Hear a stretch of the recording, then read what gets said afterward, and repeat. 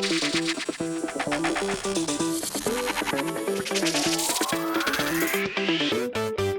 Chicago Bears have signed offensive tackle Julien Davenport to a one-year deal. What's going on, guys? I'm back with another Chicago Bears free agency update video. If you guys want more of these, and also Bears draft updates too, which the draft is coming up this weekend, guys. There's going to be a lot of content from me covering the draft and the picks that we do. So if you guys want all that content, definitely be sure to subscribe to my channel. But today I'll be talking about the signing that the Bears officially announced. Offensive tackle Julien Davenport to a one-year deal. Now, the details of the contract are not known yet, but I'm assuming, like all the other signings, they are going to be pretty cheap. So this is probably going to be like a 1 year, $1 million max deal, and he's not even guaranteed to make the roster, okay? Because I'm sure that drafting up in offensive tackle and offensive lineman in general is going to be on the board for the Bears this weekend. Probably multiple, okay? Because we haven't made very many additions, big name additions at least, to the offensive line. So I'm sure Ryan Poles is hoping to get more offensive linemen in the draft. But here's a bit of depth in Julien Davenport. Now,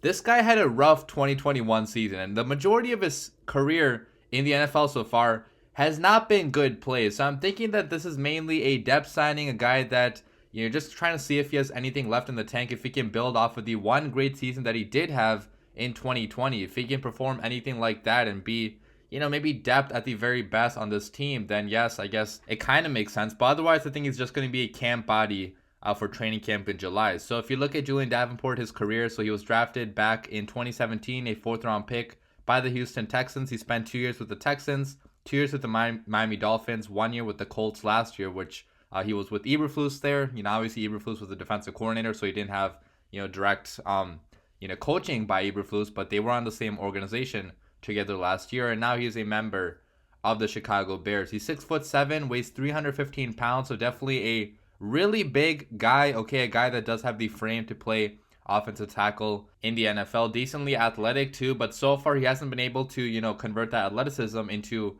you know, great play on the football field. So if I tell you guys about his plays, so back in 2017, rookie year, he allowed 1 sack, 4 penalties in 238 offensive snaps, so pretty decent, I would say, rookie year. 2018 though was a really rough year when he had, you know, a lot more snaps. 1,000 snaps, he allowed 12 sacks, had 16 penalties, pretty bad year. 2019 played a lot less, had 6 sacks allowed in 534 offensive snaps played, only 1 penalty that year. And then 2020 was actually the best year that he played, but he only played a handful of snaps. Okay, so 53 snaps he played that year, allowed 0 sacks, 0 penalties.